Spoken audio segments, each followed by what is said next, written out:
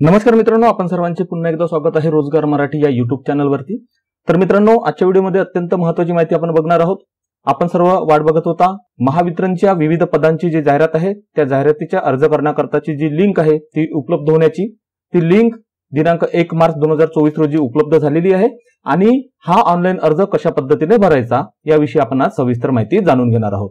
आपण सर्वांना एक विनंती आहे की कुणीही अर्ज भरण्याकरता घाई करू नका, कारण बरेचसे काही मुद्दे आहेत जे तुमच्याकडून अर्ज करताना चुकू शकतात किंवा मिस होऊ शकतात आणि त्याचा परिणाम तुमच्या फॉर्म फिलअप वरती किंवा सबमिशन वरती, तुम्ही इलिजिबल होण्यावरती किंवा रिजेक्ट होण्यावरती सुद्धा होऊ शकतो।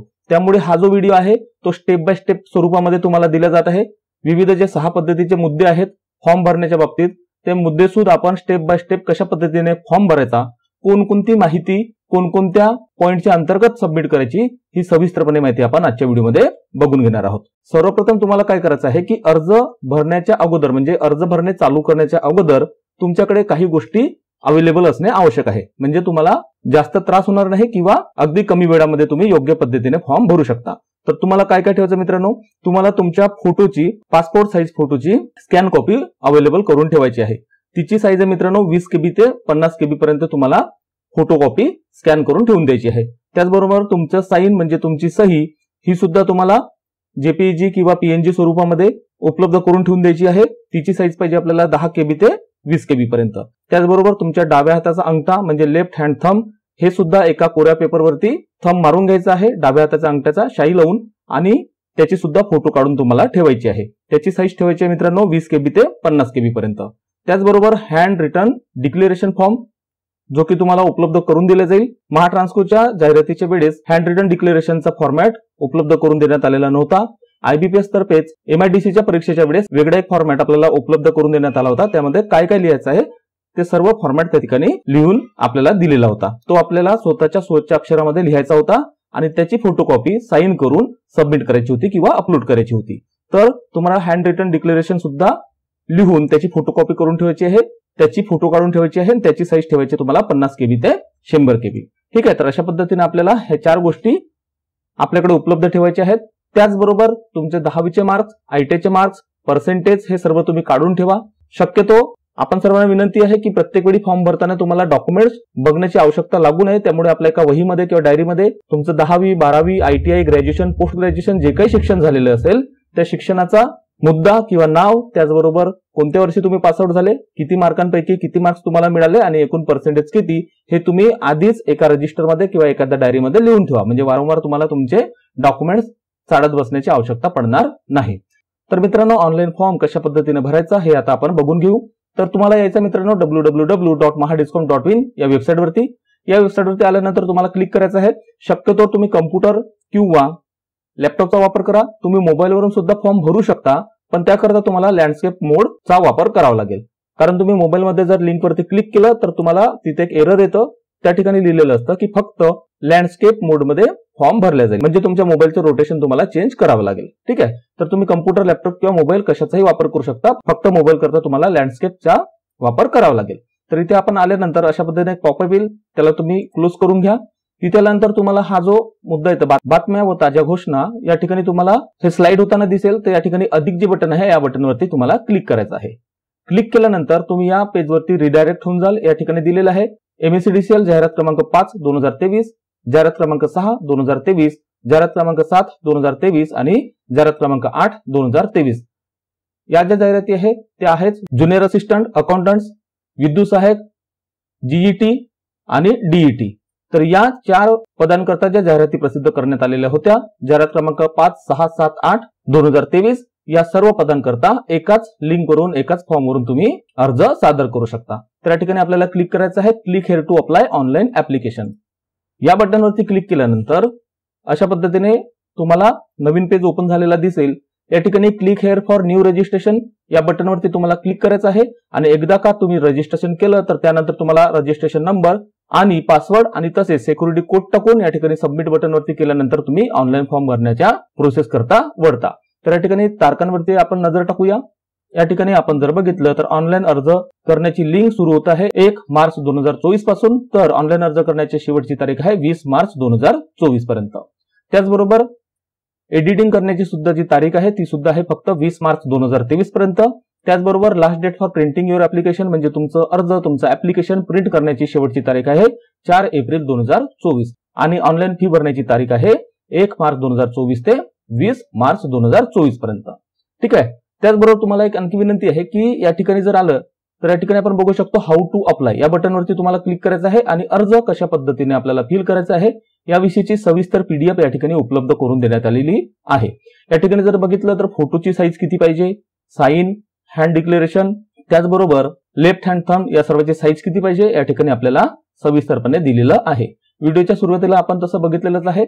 त्याचबरोबर इथे सुद्धा तुम्ही माहिती घेऊ शकता. त्याचबरोबर स्टेप बाय स्टेप कशा पद्धतीने अर्ज करायचा, पेमेंट विषयी माहिती सर्व या ठिकाणी दिलेलं आहे. फक्त कदाचित हँड रिटन डिक्लेरेशन या ठिकाणी दिलेलं नाही. त्याकरता आपण पुढील व्हिडिओमध्ये सविस्तर माहिती घेणारच आहोत. पण तत्पूर्वी स्टेप बाय स्टेप तुम्हाला कशा पद्धतीने फॉर्म भरायचा हे सुद्धा आपण आता बघून घेणार आहोत. या ठिकाणी आपण आता रजिस्ट्रेशन करून घेऊ. तर आता आपण क्लिक करूया click here for new registration या बटनवरती. जसं की व्हिडिओच्या सुरुवातीला आपण सांगितलं या ठिकाणी 6 फॉर्मॅटमध्ये किंवा 6 स्टेपमध्ये आपल्याला फॉर्म भरायचा आहे. पहिली स्टेप आहे बेसिक इन्फॉर्मेशन, नंतर आहे फोटो आणि सिग्नेचर अपलोड करणे, नंतर आहे डिटेल्स सबमिट करणे, नंतर आहे प्रिव्ह्यू म्हणजे बघणे, त्यानंतर आहे अपलोड्स आणि त्यानंतर आहे पेमेंट. अशा 6 स्टेपमध्ये आपल्याला फॉर्म भरायचा आहे. आजच्या व्हिडिओमध्ये आपण फक्त स्टेप बाय स्टेपच या सर्व गोष्टी बघणार आहोत, जेणेकरून तुम्हाला हा व्हिडिओ बघताना ज्या स्टेपवरती काही प्रॉब्लेम येत असेल त्या स्टेपवरती तुम्ही जाऊन हा व्हिडिओ बघू शकता आणि तुम्ही फॉर्म फिलअप करू शकता. तर या ठिकाणी सर्वप्रथम तुम्हाला टाकायचं आहे फर्स्ट नेम म्हणजे पहिलं नाव, या ठिकाणी आपण टाकून देऊ. त्यानंतर कन्फर्म फर्स्ट नेम म्हणजे पहिलं तुमचं नाव आहे ते तुम्हाला परत कन्फर्म करून घ्यायचं आहे. मिडल नेम या ठिकाणी टाकायचं आहे. त्यानंतर आपल्याला मिडल नेम कन्फर्म करून घ्यायचं आहे. त्याचबरोबर त्यानंतर तुम्हाला लास्ट नेम म्हणजे शेवटचं नाव कन्फर्म करून घ्यायचं आहे. म्हणजे आधी तुम्हाला लास्ट नेम जे आहे ते टाकून द्यायचं आहे, नंतर कन्फर्म करून घ्यायचं आहे. या ठिकाणी आपण सर्वांना एक विनंती आहे की जी तुमच्या 10वीच्या मार्कशीट वरती नाव आहे त्याच पद्धतीने नाव तुम्हाला या ठिकाणी टाकायचं आहे. जर एखादी स्पेलिंग मिस्टेक असेल तरी तुम्हाला ज्या पद्धतीने 10वीच्या मार्कशीटवर नाव आहे त्याच पद्धतीने नाव या ठिकाणी टाकायचं आहे. आधार कार्डवरती कदाचित तुम्ही करेक्शन केलं असेल, पॅन कार्डवरती करेक्शन केलं असेल ते नाव या ठिकाणी टाकायचं नाही, कारण डॉक्युमेंट्स व्हेरिफिकेशन मध्ये तुमच्या 10वीच्या मार्कशीटच्याच अनुषंगाने तुमचे नाव गृहीत धरल्या जाते. त्यामध्ये एक स्पेलिंग सुद्धा चुकीची टाकायला नको. ठीक आहे. यानंतर आपण इथे बघू शकतो की फुल नेम या ठिकाणी आलेलं आहे. त्यानंतर या ठिकाणी आपल्याला टाकायचं आहे मोबाईल नंबर. सेकंड आपल्याला परत कन्फर्म तो करून घ्यायचा आहे. त्यानंतर अल्टरनेटिव्ह एखादा नंबर आपल्याला त्या ठिकाणी देऊन द्यायचा आहे. त्यानंतर आपल्याला या ठिकाणी खाली ईमेल आयडी टाकून द्यायची आहे. ईमेल आयडी तुम्हाला ती टाकायची आहे जी कन्फर्म चालू आहे, कारण बऱ्याचशा ईमेल आयडी आपण बनवून ठेवतो आणि कधी कधी आपण ईमेल आयडीचे पासवर्ड सुद्धा विसरतो किंवा ती इनएक्टिव्ह असते. तर तशी ईमेल या ठिकाणी टाकायचं नाही. तुम्हाला मोबाईल नंबर जो चालू स्थितीमध्ये आहे आणि ईमेल आयडी जी चालू स्थितीमध्ये आहे त्या सविस्तरपणे आणि योग्य पद्धतीने या ठिकाणी टाकायच्या आहेत. कारण की आपल्याला त्यावरती एक मेसेज जातो, आपला रजिस्ट्रेशन नंबर, पासवर्ड त्या ठिकाणी आपल्याला सेंड केला जातो, त्याची आवश्यकता आपल्याला लागेल. ठीक आहे. तर या ठिकाणी आपण ईमेल आयडी टाकलं आणि डोमेन्स नेम मध्ये जे काही डोमेन आहे तुमचं, मॅक्झिमम आपण जीमेलच वापरतो, तर या ठिकाणी आपल्याला ते टाकून द्यायचं आहे आणि परत आपल्याला पूर्ण ईमेल आयडी कन्फर्म करून घ्यायची आहे. हे झाल्यानंतर या ठिकाणी जो काही सिक्युरिटी कोड आपल्याला दिसत आहे तो सिक्युरिटी कोड आपल्याला या ठिकाणी टाकून द्यायचा आहे. आणि यानंतर आपण क्लिक करूया सेव्ह अँड नेक्स्ट या बटनवरती. आणि मित्रांनो, जर तुमचं काही या ठिकाणी चुकलेलं असेल, एखादी स्पेलिंग चुकली असेल, नंबर चुकला असेल, तर तुम्हाला या ठिकाणी एरर दिसेल. तो एरर तुम्हाला सही करून घ्यायचा आहे, योग्य करून घ्यायचा आहे आणि परत सेव्ह अँड नेक्स्ट या बटनवरती क्लिक करायचं आहे. या ठिकाणी तुम्हाला एक पॉपअप दिसतोय, are you sure the data entered is correct as no changes, edit of application will be allowed after complete registration, if yes click okay, otherwise click cancel. जर तुम्हाला वाटत आहे की मी टाकलेली माहिती ही अगदी योग्य आहे तर तुम्हाला ओके या बटनवरती क्लिक करायचं आहे. आणि जर तुम्हाला वाटलं की मला येथील नंबर चेंज करायचा आहे किंवा नाव चेंज करायचं आहे किंवा ईमेल आयडी चेंज करायची आहे तर तुम्हाला कॅन्सल या बटनवरती क्लिक करायचं आहे. तर आपण योग्य अशी माहिती टाकलेली आहे म्हणून या ठिकाणी ओके या बटनवरती क्लिक करू. या बटनवरती क्लिक केल्यानंतर तुम्ही रिडायरेक्ट होता फोटो अँड सिग्नेचर या पेजवरती. त्याचबरोबर तुम्हाला एक मेसेज गेलेला असेल, त्यामध्ये तुमचं युजर नेम आणि पासवर्ड दिलेला आहे, म्हणजेच रजिस्ट्रेशन नंबर आणि पासवर्ड दिलेला आहे. त्यामध्ये तुम्ही पासवर्ड सुद्धा चेंज करू शकता. तर आपण फोटो आणि सिग्नेचर या पेजवरती आलेलो आहोत. या ठिकाणी आपल्याला काय करायचं आहे, या ठिकाणी फोटो आणि सिग्नेचर आपल्याला या ठिकाणी अपलोड करायचे आहे. तर या ठिकाणी ब्राउज या बटनवरती क्लिक करू. त्यानंतर डेस्कटॉपवरती जिथे कुठे तुम्ही सेव्ह करून ठेवलेले असेल फोटो वगैरे ते तुम्हाला घ्यायचे आहे आणि या ठिकाणी ओपन या बटनला क्लिक करून ते अपलोड करायचे आहे. इथे क्लिक केल्यानंतर जर फोटोची साईज ही कमी किंवा जास्त असेल तर एरर दिसेल आणि साईज जर योग्य असेल तर अशा पद्धतीने फोटो आपल्याला दिसेल. त्याचबरोबर जर फोटोची साईज कमी जास्त असेल तर तुम्ही पेंटमध्ये ओपन करू शकता किंवा ऑनलाईन मध्ये सुद्धा जाऊन तुम्ही रिसाइज इमेज असं क्लिक करून तुम्ही त्या ठिकाणी तुमचे फोटो किंवा सिग्नेचरची साईज सुद्धा चेंज करू शकता आणि परत अपलोड करू शकता. परत या ठिकाणी आपण आलो, फोटो या ठिकाणी अपलोड झालेले आहे. या ठिकाणी एक बटन दिलेले आहे, I confirm that this is my valid photo and also agree to above mention note. त्या ठिकाणी आपल्याला क्लिक करायचं आहे. त्यानंतर scan signature of the candidate, म्हणजे या ठिकाणी सिग्नेचर म्हणजे साईन टाकायची आहे. तर परत क्लिक करू, जिथे कुठे आपण साईन ठेवलेली आहे तिला आपण ओपन करू. तिचा साईज जर योग्य असेल तर ती या ठिकाणी दिसेल. परत आपल्याला क्लिक करायचं आहे आय कन्फर्म वरती आणि यानंतर तुम्हाला नेक्स्ट या बटन वरती क्लिक करायचं आहे. हे झाल्यानंतर आपण कुठे आलो, डिटेल्समध्ये. डिटेल्समध्ये सुद्धा वेगवेगळे काही मुद्दे आहे, आपण आता जाणून घेऊ, बघून घेऊ तुम्हाला कशा पद्धतीने फॉर्म भरायचा आहे. मित्रांनो, परत एकदा विनंती आहे की तुम्ही लक्षपूर्वक ऐका, कारण 4 विविध पदांकरता आपण अर्ज सादर करणार आहोत. या ठिकाणी जाहिरात क्रमांकाचा जरी नंबर चुकला तरी पण तुमचा अर्ज हा बाद होऊ शकतो. त्यामुळे एक एक स्टेप तुम्ही लक्षपूर्वक ऐका. जास्त वेळ काही आपण घेत नाही, तुम्हाला समजेल अशा पद्धतीने, पण जास्त वेळ न घेता आपण या ठिकाणी तुमच्याकरता सादर करत आहोत. तर मित्रांनो, या ठिकाणी आलो. या ठिकाणी काय करायचं आहे, जाहिरात क्रमांक 5, 6, 7, 8 वेगवेगळ्या पदांकरता आहे. तुम्हाला माहितीच आहे तुम्ही कोणत्या पदाकरता अर्ज करताय त्या जाहिरातीचा क्रमांक या ठिकाणी तुम्हाला काय करायचा आहे, चूज करायचा आहे. ठीक आहे. जसं आपण बघितलं होतं, या ठिकाणी काय दिलेलं आहे, जाहिरात क्रमांक 5, 6, 7, 8 सिक्वेन्स वाईज दिलेला आहे. ज्युनियर असिस्टंट, विद्युत सहाय्यक, जीईटी आणि डीईटी. तर तुम्ही ज्या कोणत्या पदाकरता अर्ज सादर करत असाल तर त्या पदाचा जाहिरात क्रमांक आपल्याला या ठिकाणी क्लिक करायचा आहे. ठीक आहे. मी या ठिकाणी जाहिरात क्रमांक 6, 2023 हे सिलेक्ट केलं. त्यानंतर या ठिकाणी पदाचे नाव आपोआप येऊन जाईल, विद्युत सहाय्यक या पदाकरताचे आहे. त्यानंतर वेगवेगळे 2 मुद्दे आहेत, ते परत एकदा लक्षात घ्या. या ठिकाणी तुम्हाला अर्जदाराची जात टाकायची आहे. जात म्हणजे कोणती, जी कोणती तुमची जात आहे ती. ठीक आहे. मी या ठिकाणी एनटीबी किंवा कोणती पण तुमची जात असेल, एससी असेल, एसटी असेल, व्हीजेएनटी असेल, NTC, NTD, SBC, OBC, EWS किंवा ओपन, त्या ठिकाणी तुमची जी कोणती जात असेल ते या ठिकाणी तुम्हाला सिलेक्ट करायची आहे. त्यानंतर दिलेले आहे कोणत्या जाती अंतर्गत अर्ज करत आहात. जर तुम्ही उमेदवार समजा आहात ओपन मधून पण तुम्हाला आर्थिक दुर्बल घटक मधून अर्ज सादर करायचा आहे, किंवा तुम्ही ओबीसी आहात आणि तुम्हाला आर्थिक दुर्बल घटक मधून अर्ज सादर करायचा आहे, किंवा एसबीसी मधून करायचा आहे. ठीक आहे. तर तुम्हाला त्यावरती या ठिकाणी क्लिक करायचं आहे. तर आपण या ठिकाणी गृहीत धरू की जी तुमची जात आहे त्याच प्रवर्गातून तुम्हाला अर्ज सादर करायचा आहे. त्या या ठिकाणी तुम्हाला काय करायचं आहे, सिलेक्ट करायचं आहे. त्यानंतर आपण पुढे वाचू शकतो की आपण 40% आणि त्यापेक्षा जास्त दिव्यांगत्व असलेली व्यक्ती आहात का. म्हणजे तुम्ही 40% किंवा त्यापेक्षा दिव्यांगत्व म्हणजे अपंग म्हणजे पीडब्ल्यूडी, पर्सन विथ डिसॅबिलिटी आहात का. जर असाल तर एस म्हणायचं आहे. जर तुम्ही एस ला क्लिक केलं तर खालचे जे काही मुद्दे आहेत ते ओपन होतील, त्यावरती तुम्हाला पुढे जाऊन क्लिक करायचं आहे. पण तुम्ही जर अपंग नसाल तर या ठिकाणी आपण नो या बटनला क्लिक करू आणि पुढे जाऊ. तर हे जे काही खाली आता ओपन झालेले होते या ठिकाणी आपल्याला क्लिक करता येणार नाही. ठीक आहे. जर तुम्ही अपंग असाल तर हे मुद्दे तुम्ही वाचून घेऊ शकता. यामध्ये आपण परीक्षेकरता तुम्हाला रायटरची आवश्यकता आहे का, त्यानंतर लेखनिकाची मदत हवी आहे का, हे सर्व मुद्दे दिलेले आहेत. तुम्ही तुमच्या प्रवर्गानुसार म्हणजे अपंगत्वाच्या प्रवर्गानुसार या गोष्टींना क्लिक करू शकता. म्हणजे तुम्हाला परीक्षेच्या वेळेस एक्स्ट्रा वेळ किंवा लेखनिकाची मदत सुद्धा मिळू शकते. त्यानंतर आपण पुढे जाऊ. जर तुम्ही अपंग असाल तर तुम्हाला तो प्रमाणपत्र क्रमांक सुद्धा द्यायचा आहे. अपंगत्व प्रमाणपत्र कधी इश्यू करण्यात आलं त्याची डेट, ह्या सर्व गोष्टी तुम्हाला द्यायच्या आहे. पुढे आपण येऊ धर्म. या ठिकाणी स्टार दिलेला आहे म्हणजे हा मुद्दा आपल्याला भरायचा आहे. परत एक लक्षात ठेवा, या अर्जामध्ये, या ऑनलाईन अर्जामध्ये ज्या ज्या पॉईंटच्या समोर स्टार दिलेला आहे लाल रंगामध्ये ते पॉईंट तुम्हाला भरणे आवश्यक आहे. ठीक आहे. तर आपण इथे पुढे येऊ, धर्म या बटनवरती क्लिक केलं. इथे आल्यानंतर आपण जो काही तुमचा धर्म असेल, बुद्धिस्ट असेल, ख्रिश्चन असेल, हिंदू असेल, जैन, मुस्लिम, सिख किंवा इतर, तर त्या धर्मावरती तुम्हाला क्लिक करायचं आहे. त्यानंतर तुम्ही धार्मिक अल्पसंख्याक समुदायाचे आहात काय. जर तुम्ही मायनॉरिटी कम्युनिटी मधून येत असेल तर एस ला क्लिक करा, नसाल तर नो ला क्लिक करा. तर या ठिकाणी आपण नो ला क्लिक करू. पुढे आपण बघू की महाराष्ट्र शासनाच्या सक्षम प्राधिकरणाने जारी केलेला जातीचा दाखला धारण करत आहात का. तुम्ही वरती लिहिलं की तुमची जात ही आहे, म्हणजे या आरक्षणामधून किंवा या जातीच्या आरक्षणामधून तुम्ही अर्ज सादर करण्यात आहात, तर तुमच्याकडे जातीचा दाखला उपलब्ध आहे का हे सुद्धा तुम्हाला या ठिकाणी माहिती द्यायची आहे. जर या ठिकाणी तुम्ही नो म्हटलं तर तुमचा तो अर्ज ओपन कॅटेगरीमध्ये चालला जाईल. जर तुमच्याकडे जातीचा दाखला उपलब्ध आहे तर तुम्हाला एस म्हणायचं आहे आणि त्या जात क्रमांकाचा जो काही क्रमांक असेल तो क्रमांक तुम्हाला या ठिकाणी द्यायचा आहे.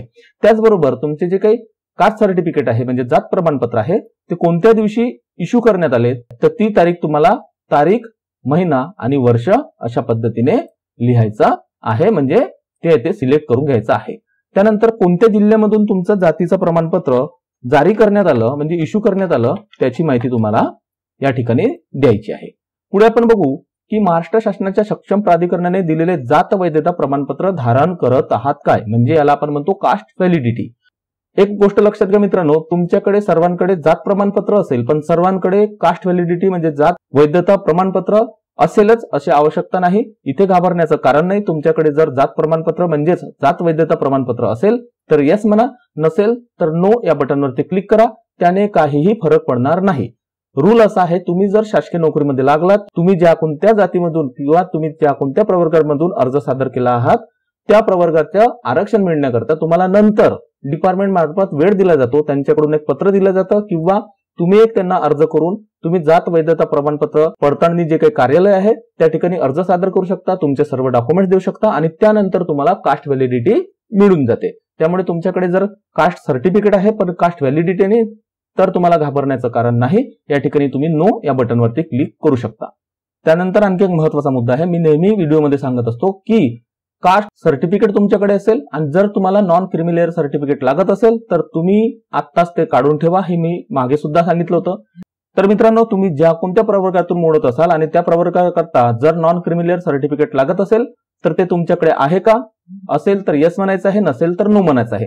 पण जर तुमच्या कॅटेगरी करता नॉन क्रिमिलेअर सर्टिफिकेट लागत आहे आणि ते आवश्यकता असतेच तर तुम्हाला ते आहे असं या ठिकाणी लिहावं लागेल, नाही तर तुम्ही आरक्षणाचा लाभ घेऊ शकणार नाही. असेल तर या ठिकाणी येसला आपण क्लिक करू.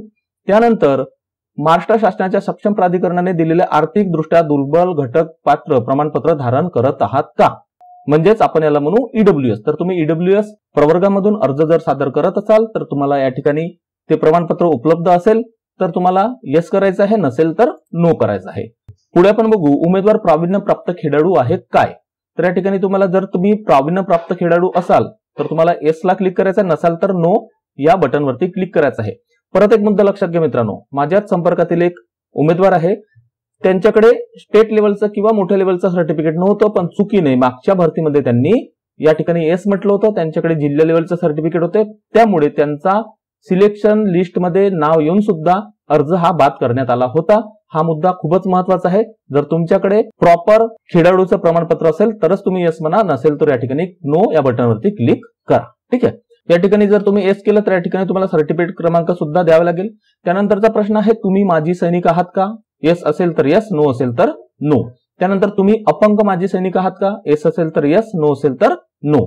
सेवेचा कालावधी जर तुम्ही इथे येस म्हटलं तर एकूण किती सेवा तुम्ही दिलेली आहे तर त्या पद्धतीने या ठिकाणी तुम्हाला तो आकडा टाकावा लागेल. डिस्चार्ज प्रमाणपत्र म्हणजे जर तुम्ही एक्स सर्व्हिसमॅन असाल तर त्याविषयीचे हे सर्व मुद्दे आहेत.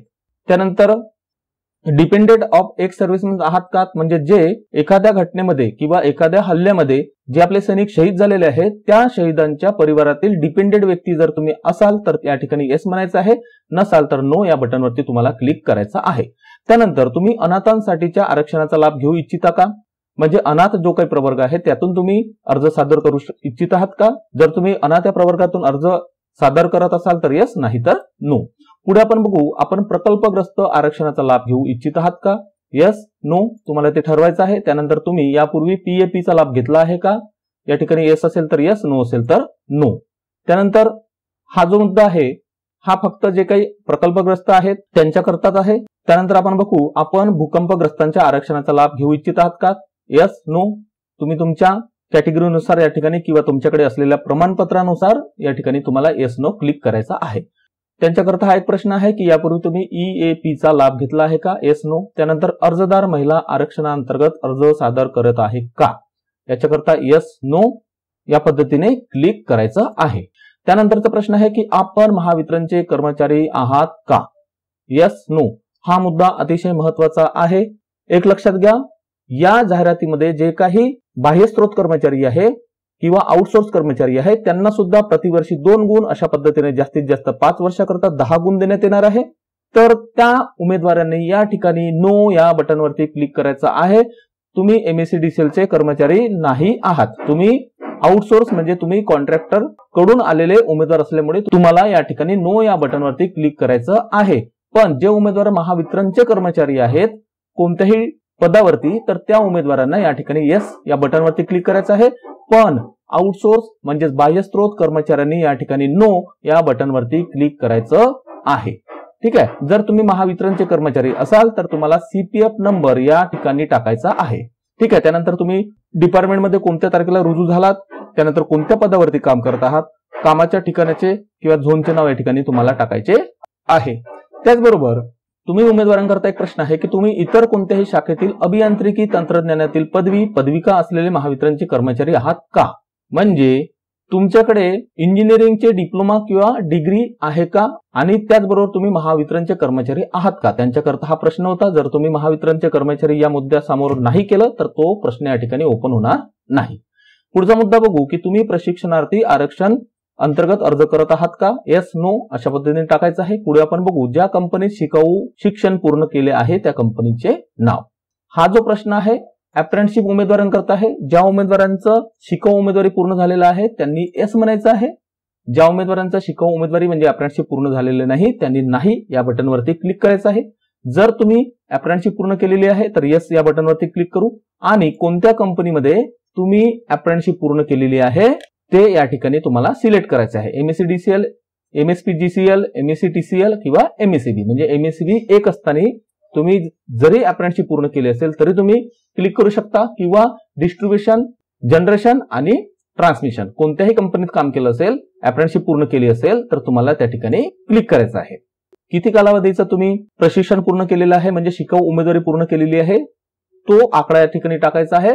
या ठिकाणी तुम्ही 12 महिन्याची केली आहे की 24 महिन्याची केलेली आहे तो आकडा या ठिकाणी टाकायचा आहे. 1 वर्षाची जर असेल तर तुम्ही 12 टाका, 2 वर्षाची केली असेल तर 24 टाका, किंवा 6 महिन्याची जरी अप्रेंटिसशिप पूर्ण केली असेल तर 6 या ठिकाणी तुम्हाला टाकायचा आहे. त्यानंतर आपण पुढे बघू तुमच्याकडे आधार कार्ड आहे का. ठीक आहे. सर्वांकडे ऑब्व्हियसली असेलच तर तुम्हाला या ठिकाणी तुमचा आधार कार्ड नंबर टाकून द्यायचा आहे. त्यानंतर तुमच्याकडे पॅन कार्ड आहे का. ऑब्व्हियसली तुमच्याकडे आहे. तुम्हाला येस नो टाकून या ठिकाणी तुमचा पॅन कार्ड नंबर टाकून द्यायचा आहे. पुढे आपण बघू राष्ट्रीयत्व सर्वांचे इंडियन. अर्जदार महाराष्ट्राचा आदिवासी आहे काय. या ठिकाणी सर्व महाराष्ट्राचे उमेदवार असणे आवश्यक आहे. त्याचप्रमाणे तुमच्याकडे डोमेशियल सर्टिफिकेट म्हणजे महाराष्ट्राचा रहिवासी असल्याचा दाखला असणे आवश्यक आहे. कदाचित हा मुद्दा पुढे येईल किंवा डॉक्युमेंट्स व्हेरिफिकेशन मध्ये सुद्धा तुम्हाला हा मुद्दा विचारला जाऊ शकतो. कारण सकाळच्या व्हिडिओमध्ये एका विद्यार्थ्याची किंवा उमेदवाराची कमेंट्स आहे की या जाहिरातीमध्ये फक्त महाराष्ट्राचा रहिवासी असावा असे कुठेही अट घातलेली नाही. पण मित्रांनो तुमच्या माहितीकरता म्हणून सांगतो की महावितरण मध्ये ज्यांच्याकडे डोमेशियल सर्टिफिकेट आहे म्हणजे महाराष्ट्राचा रहिवासी जो उमेदवार आहे तोच फक्त अर्ज करू शकतो. त्याची छाननी कशा पद्धतीने केली जाईल किंवा ते कोणत्या स्टेपवरती विचारला जाईल हे आपण पुढे बघू, किंवा डॉक्युमेंट व्हेरिफिकेशनच्या वेळी सुद्धा हे मुद्दे कदाचित डिपार्टमेंट मार्फत घेतले जाऊ शकतात. पण तुमच्याकडे डोमेशियल सर्टिफिकेट असणे आवश्यक आहे. ठीक आहे. त्यानंतर इथे आपण बघू शकतो की सेंटर ऑफ एक्झामिनेशन तुम्हाला तुमच्याजवळ कोणतं सेंटर पाहिजे ते सेंटर तुम्हाला या ठिकाणी चूज करायचं आहे. या ठिकाणी आपण सेंटर वाचू शकतो. अमरावती, छत्रपती संभाजीनगर, चंद्रपूर, जळगाव, कोल्हापूर, लातूर, मुंबई, ठाणे, नवी मुंबई, नागपूर, नांदेड, नाशिक, पुणे आणि रत्नागिरी अशा विविध सेंटरवरती एक्झाम होणार आहे. त्याचबरोबर सातारा सुद्धा आहे. तुम्हाला तुमच्या जवळ जे कोणतं सेंटर पडतं ते सेंटर तुम्हाला या ठिकाणी सिलेक्ट करायचं आहे. पण मित्रांनो जर त्या सेंटरवरती जागा नसेल, विद्यार्थी जास्त झाले तर तुम्हाला जवळच्या कोणत्याही जिल्ह्यामध्ये सेंटर मिळू शकतं. पुढे आपण येऊ मित्रांनो पर्सनल डिटेल हा मुद्दा आहे. यामध्ये तुमच्या एसएससी प्रमाणपत्रानुसार म्हणजे 10वीच्या मार्कशीटच्या प्रमाणपत्रानुसार तुमची जन्मतारीख काय आहे तुम्हाला या ठिकाणी टाकायची आहे. ठीक आहे. जे काही तुमचं वय असेल म्हणजे 1987 नंतर तुम्ही जन्मलेले असावे कॅटेगरीनुसार. जे काही वय जाहिरातीनुसार आपल्याला दिलेलं आहे आणि तुम्ही आरक्षणाअंतर्गत नसाल तर तुमचं वय कमी असणे आवश्यक आहे. तर तुम्ही ते बघून घ्याल की तुम्ही वयोमर्यादेमध्ये बसता की नाही. ठीक आहे. त्या ठिकाणी आपण जन्मतारीख आपण टाकून द्यायची आहे. तुमचं वय या ठिकाणी येऊन जाईल. त्याच्यानंतर तुम्ही पुरुष आहात की स्त्री आहात. त्याच्यानंतर तुम्हाला जुळे भावंड आहेत काय, येस नो. जर तुम्ही जुळे भावंड असाल तर त्यांचं नाव इथे टाकायचं आहे. त्यानंतर भावंडाचे लिंग नमूद करावे, तो पुरुष आहे की महिला. जर तुम्ही इथे येस म्हटलं तरच तुम्हाला ते मुद्दे ओपन होते. पुढे आपण बघू वैवाहिक स्थिती. तुम्ही अनमॅरिड आहात, मॅरिड आहात, विडोवर आहात की डिवोर्स झालेला आहे. तर या ठिकाणी तुम्हाला तुमच्या परिस्थितीनुसार म्हणजे तुमच्या वैवाहिक परिस्थितीनुसार माहितीला क्लिक करून घ्यायचं आहे. पुढे तुमच्या इथे लिहायचं आहे वडिलांचं नाव. पुढे आपल्याला लिहायचं या ठिकाणी आईचे नाव. त्यानंतर या ठिकाणी पती किंवा पत्नीचे नाव. म्हणजे तुमचं लग्न झालं असेल तर पती किंवा पत्नी, तुम्ही पुरुष असाल तर तुमच्या पत्नीचं नाव लिहा, तुम्ही महिला असेल तर पतीचं नाव या ठिकाणी टाकून द्यायचं आहे। त्यानंतर तुम्हाला या ठिकाणी पत्रव्यवहाराचा पत्ता टाकून द्यायचा आहे। जो काही तुमचा पत्ता असेल तो पत्ता या ठिकाणी बरोबर टाकून द्यायचा आहे। पत्रव्यवहार आजच्या काळामध्ये होत नाही, पण ही माहिती असावी।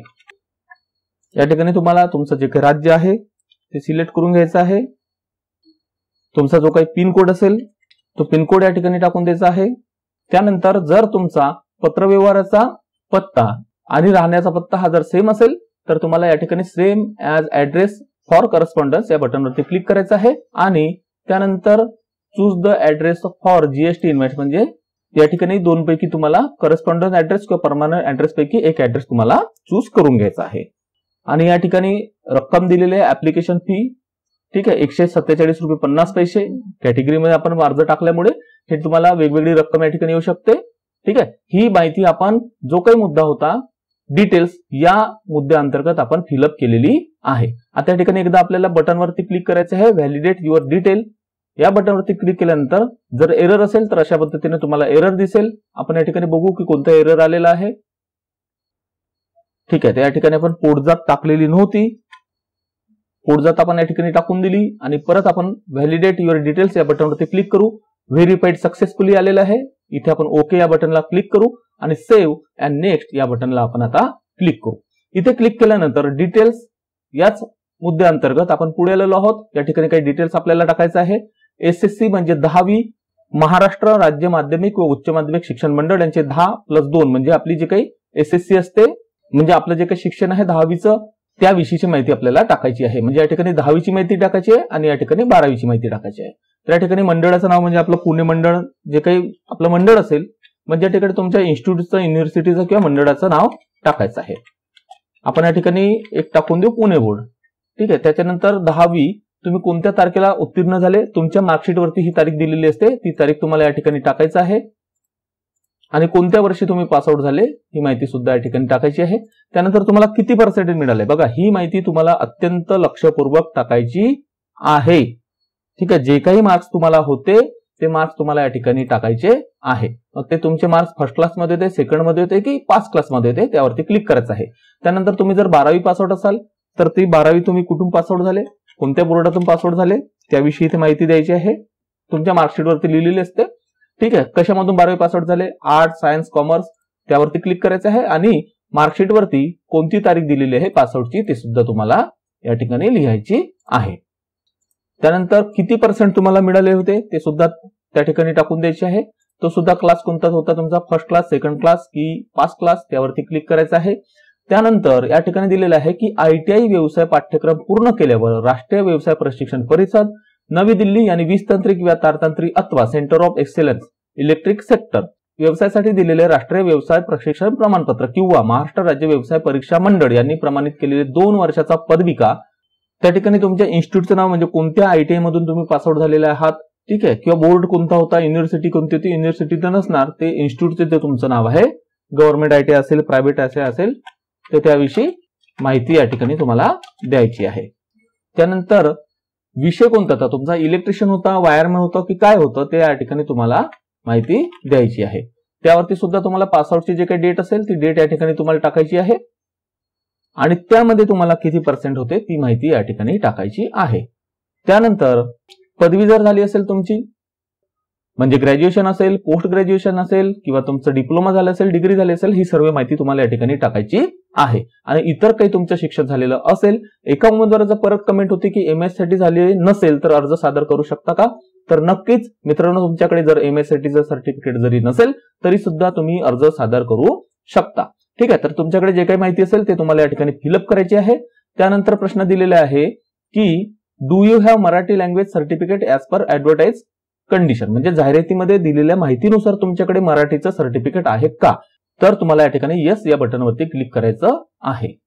जे काही 10वीचं किंवा 12वीचे सर्टिफिकेट आहे त्याच्यामध्ये जर मराठी विषय होता तर तुम्हाला या सर्टिफिकेटची आवश्यकता नाही, पण तुमच्या शिक्षणामध्ये मराठी हा जर विषयच नव्हता तर तुम्हाला त्या सर्टिफिकेटची आवश्यकता लागते। मी परत एकदा सांगतो, हा एक मुद्दा थोडा कन्फ्युजन करणारा आहे, यावरती आपण चर्चा करू। परत एकदा कन्फ्युजन आहे, हा व्हिडिओ रेकॉर्ड झाल्यानंतर खाली त्याविषयी डिटेल एक लाईन तुम्हाला दिसत असेल, त्यानुसार आपल्याला या ठिकाणी येस नो वरती क्लिक करायचं आहे।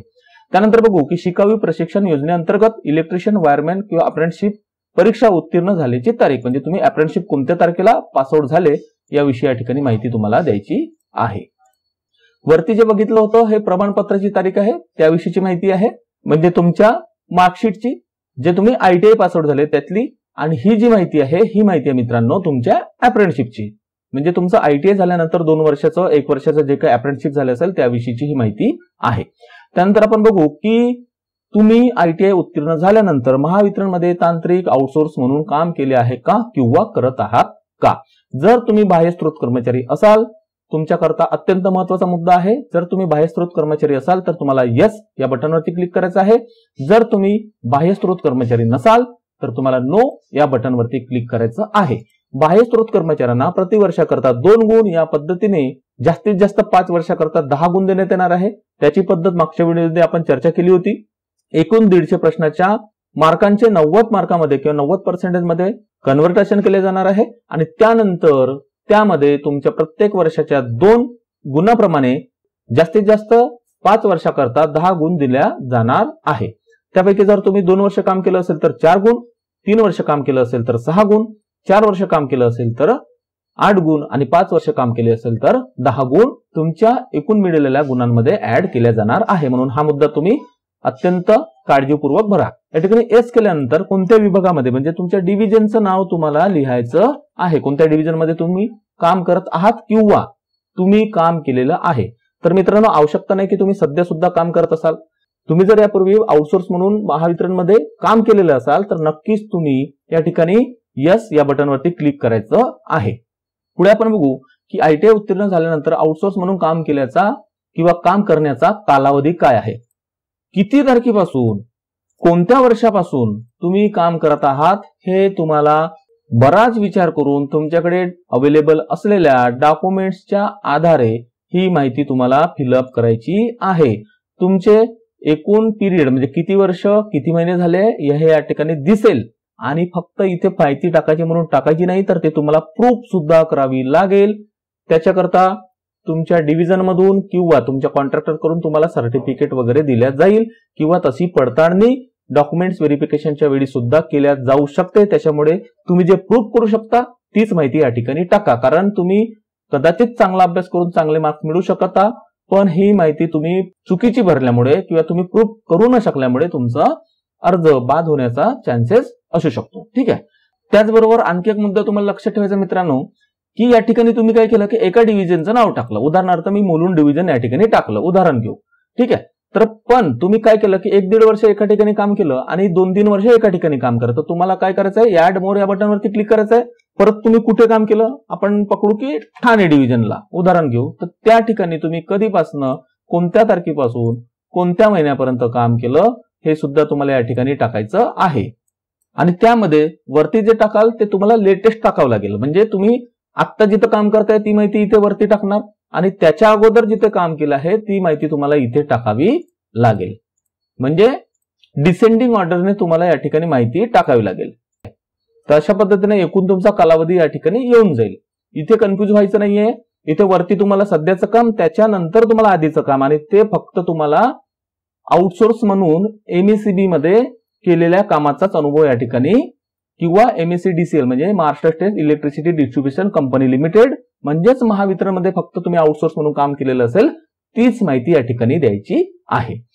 त्याचबरोबर मित्रांनो आपण पुढच्या मुद्द्यावरती जाऊया की तुम्ही आउटसोर्स व्यतिरिक्त म्हणजे महावितरणच्या आउटसोर्स व्यतिरिक्त आणखी कुठे जर काम केलं असेल तर तुम्हाला या ठिकाणी तुमच्या नियोक्त्याचं नाव द्यायचं आहे. म्हणजे कुठे तुम्ही काम केलं, त्यांचं नाव काय आहे, पदनाम, डेजिग्नेशन, त्याचबरोबर तुम्ही कधीपासून कधीपर्यंत काम केलेलं आहे, कामाचे स्वरूप कसे होते आणि तुमचं सेवा समाप्ती म्हणजे त्या ठिकाणी काम सोडलं त्याचं कारण काय होतं हे या ठिकाणी तुम्हाला टाकायचं आहे. ठीक आहे. एकूण तुमचा किती अनुभव आहे या ठिकाणी येऊन जाईल आणि या ठिकाणी सुद्धा येऊन जाईल. वास्तविक हा मुद्दा या ठिकाणी टाकलेला आहे, पण याचा फायदा जाहिरातीमध्ये तरी कुठे दिलेला नाही की एक्स्ट्रा जर तुमचा काही अनुभव असेल तर त्याचा सिलेक्शन मध्ये काही फायदा होईल असं जाहिरातीत दिलेलं नाही. पण कदाचित महावितरणच्या रूल्स रेग्युलेशन मध्ये काही असू शकतं की तुमचा इतरही काही अनुभव या ठिकाणी ग्राह्य धरला जाईल. पण वास्तविक पाहता फक्त अप्रेंटिसशिप जे आहे उमेदवार त्यांच्याकरता आणि जे काही आउटसोर्स कर्मचारी आहे, बाह्यस्त्रोत कर्मचारी आहे त्यांच्याकरता काही मार्क्स एक्स्ट्रा दिले जाणार आहे असं आपल्याला ज्ञात होतं. पुढे आपण बघू की फौजदारी गुन्ह्याबद्दलची काही माहिती आहे की तुमच्यावरती काही एफआयआर झाली आहे का किंवा तुमच्यावरती काही गुन्हे आहेत का, त्याच्याकरता येस नो, ऑब्व्हियसली नो करा. तुमच्यावरती जर काही गुन्हा असेल तर येस इथे क्लिक केलं तर त्या गुन्ह्याचा तपशील सुद्धा या ठिकाणी द्यावा लागेल. पुढे आपण बघू की तुमच्याकडे मराठी लँग्वेज, हिंदी लँग्वेज आणि इंग्लिश लँग्वेज याच्याविषयी तुम्हाला इथे माहिती भरायची आहे की तुम्हाला वाचता येते का, लिहिता येते का आणि बोलता येते का. ठीक आहे, तिन्ही भाषेविषयी तुम्हाला क्लिक करायचं आहे. जर तुम्हाला वाचता येत असेल, लिहिता येत असेल आणि बोलता येत असेल या तिन्ही लँग्वेज तर त्यावरती क्लिक करायचं आहे. हा फॉर्म आपण फिलअप करून घेतलेला आहे. एक मुद्दा फक्त आपला कन्फ्युजनचा आहे मराठी सर्टिफिकेट विषयीचा, तो आपण जाणून घेऊ. पुढे आपण व्हॅलिडेट युअर डिटेल्स या बटनवरती क्लिक करू. या ठिकाणी 1 एरर आलेला आहे. कोणत्या ठिकाणी एरर आहे ते बघू. ओके, एक प्रश्न होता की do you have Marathi language certificate as per advertise condition. तर या ठिकाणी आपण नो क्लिक केलं होतं कारण जसं आपण चर्चा केली होती की ती वेगळं आपल्याला घेण्याची आवश्यकता नाहीये कारण आपल्याला आपल्या अभ्यासक्रमामध्ये मराठी हा विषय होता. पण या ठिकाणी जर मित्रांनो आपण बघितलं तर या ठिकाणी दिलेलं आहे की do you have Marathi language certificate as per advertise condition. या प्रश्नाकरता शुड बी यस, म्हणजे तुम्हाला फक्त यस या ठिकाणी क्लिक करायचं आहे असं या ठिकाणी एरर मध्ये दिलेलं आहे. म्हणजे हा मुद्दा सुद्धा क्लिअर झाला की तुम्हाला do you have Marathi language certificate as per advertise condition या ठिकाणी यस या बटनवरती क्लिक करायचं आहे. आपण येस या बटनवरती क्लिक केलं. ठीक आहे, परत आपण इथे काही चेंजेस केले आणि व्हॅलिडेट युअर डिटेल्स या बटनवरती क्लिक केलं. त्या ठिकाणी आपण व्हॅलिडेट युअर डिटेल्स या बटनवरती क्लिक केल्यानंतर आपल्याला हा पॉपअप आलेला आहे व्हेरीफाईड सक्सेसफुली. इथे आपण ओके या बटनवरती क्लिक करू आणि यानंतर सेव्ह अँड नेक्स्ट या बटनवरती क्लिक करू. त्यावरती क्लिक केल्यानंतर प्रिव्ह्यू या पेजवरती आपण आलेलो आहोत. आपला फॉर्म या ठिकाणी आपल्याला दिसत आहे. हा फॉर्म तुम्हाला योग्य पद्धतीने परत बघून घ्यायचा आहे. काही चेंजेस करायचे आहे का, काही चुकीनं आपण लिहिलेलं आहे का, या गोष्टी तुम्हाला बघून घ्यायच्या आहे. वाटल्यास तुम्हाला हा प्रिंट सुद्धा काढून घेता येईल आणि जर तुम्हाला वाटलं की माझा फॉर्म चुकलेला आहे म्हणजे फी भरण्याच्या अगोदर तुम्हाला परत रजिस्ट्रेशन करून हा फॉर्म फिलअप करून घ्यायचा आहे, म्हणजे भरून घ्यायचा आहे. कारण एकदा चूक झाल्यानंतर परत तुम्हाला पैसे भरल्यानंतर जास्त पैसे भरावे लागणार नाही. आणि परत एकदा तुम्ही बघा या फॉर्म मध्ये जर काही चुकी असेल ना, परत विनंती आहे की तुम्ही जर चूक असेल ना तर हा एडिट करण्याचा प्रयत्न करा आणि जर एडिट होत नसेल तर नवीन फॉर्म भरा. ठीक आहे, तर या ठिकाणी आपण आता पुढे काय करू, ही सर्व माहिती आपण बघून घेतली आणि इथे माहिती बघून घेतल्यानंतर काही मुद्दे आपल्याला या ठिकाणी भरायचे आहे. त्यानंतर या फॉर्मच्या खाली आपल्याला काही माहिती लिहावी लागेल. या ठिकाणी आपल्याला 2 मुद्दे टाकायचे आहे. एक आहे की मी असे प्रमाणित करतो की आज रोजी मला इतके मुले आहेत आणि त्यापैकी 28 मार्च 2005 नंतर जन्माला आलेले मुलांची संख्या किती आहे. म्हणजे शासनाचा रूल आहे की ज्यांना 2 पेक्षा जास्त अपत्य असेल ते शासकीय नोकरीमध्ये अर्ज करू शकत नाही. जर तुम्हाला एकूण मुले असतील 3 आणि त्यापैकी जर एक मूल 28 मार्च 2005 नंतर जन्माला आलं असेल तर तुमचा अर्ज या ठिकाणी बाद केला जाईल. तर या ठिकाणी योग्य ते माहिती तुम्हाला भरून घ्यायची आहे. आय अग्री या बटनवरती क्लिक करायचं आहे. कम्प्लीट रजिस्ट्रेशन या बटनवरती क्लिक करायचं आहे. क्लिक केल्यानंतर या ठिकाणी आपण बघू शकतो on completion of registration no changes of data already entered will be permitted. म्हणजे हा अर्ज सबमिट केल्यानंतर तुम्हाला चेंज करता येणार नाही. 20 मार्च 2024 पर्यंत अर्ज करू शकता. वाटल्यास तुम्ही पुढची स्टेप थांबवू शकता. परत तुम्ही अर्ज तुमच्या अर्जामध्ये जाऊन बघू शकता. रजिस्ट्रेशन नंबर आणि पासवर्ड ऍड करून आणि त्याच्यामध्ये काही बदल करायचे असेल तर तुम्ही बदल करू शकता. पण या ठिकाणी कम्प्लीट रजिस्ट्रेशन या बटनवरती क्लिक केल्यानंतर तुम्हाला चेंजेस करता येणार नाही. तर या ठिकाणी आपण ओके या बटनवरती क्लिक करू. Are you sure to continue.